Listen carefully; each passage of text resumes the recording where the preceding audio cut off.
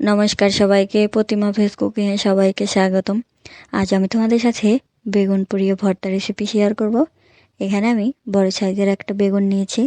এবার এই বেগুনটার এক পাশে একটু ছুরি দিয়ে ফোঁটা করে নেব, এতে করে বেগুন পোড়ানোর সময় আর ফাটবে না। চুলায় একটা স্ট্যান্ড বসিয়ে দিয়েছি। এবার বেগুনটা পুড়িয়ে নেব। চুলার আঁচটা একদম হাই করে রাখতে হবে। আর এক পাশটা একটু হয়ে গেলে উল্টে পাল্টে চারপাশই পুড়িয়ে নিতে হবে। এই বেগুন পোড়ানোটা দেখে একটা কথাই বারবার মাথায় আসছে, রাজশাহীর কালাইয়ের রুটি আর বেগুন পোড়া ভর্তা। এটা কিন্তু রাজশাহীর বিখ্যাত একটা খাবার। তো বেগুন পোড়াচ্ছি আর চিন্তা করছি কালাইয়ের রুটির কথা। যদিও 2-3 বারের বেশি কালাইয়ের রুটি আমার খাওয়া হয়নি, তারপরেও এর স্বাদটা মুখে লেগেই আছে।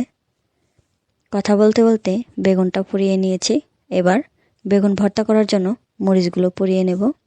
মরিচ পোড়ানোর সময় চুলার আঁচটা একদম লো রেখে পুড়িয়ে নিতে হবে। দেখো, বেগুনটা আমি ঠান্ডা করে নিয়েছি। এবার বেগুনটা ছিলে নেব। বেগুনটা ছিলে নেবার পর আমি আর ধুয়ে নেব না। ধুয়ে নিলে পারে বেগুনের যে একটা পোড়া সুগন্ধ থাকে সেটা কিছুটা চলে যাবে। ধীরে ধীরে পুরো বেগুনটাই ছিলে নিয়েছি। দেখো, এবার দেখব বেগুনে পোকা আছে কিনা। বেগুনটা যদিও ফ্রেশ, তারপরেও দেখে নেওয়া ভালো। দেখো, পুরোটাই দেখালাম, কোনো রকম পোকা নেই। বেগুনটা ভালো করে দেখানো হয়ে গেছে। এবার হাত দিয়ে ভালো করে বেগুনটা ম্যাশ করে নেব। এই বেগুন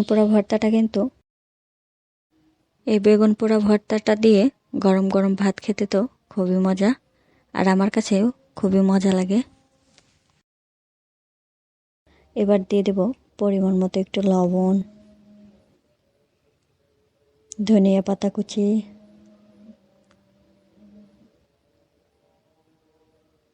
আর দিয়ে দেব সরিষার তেল। তেলটা একটু বেশি করে দিতে হবে। এবার দিয়ে দেব পুড়িয়ে রাখা শুকনো মরিচ। শুকনো মরিচটা আমি মাথার দিক থেকে আগে অল্প অল্প করে ভেঙে হাত দিয়ে চেপে চেপে গুঁড়ো করে নিচ্ছি, আর আস্তে আস্তে পুরোটাই গুঁড়া করে নিয়েছি। এবার ভালো করে সব কিছু মিশিয়ে নেব। আজকের এই বেগুন পোড়ার রেসিপিটা তোমাদের কেমন লাগলো অবশ্যই কমেন্ট করে জানাবে। সবাই ভালো থাকবে, সুস্থ থাকবে। নমস্কার।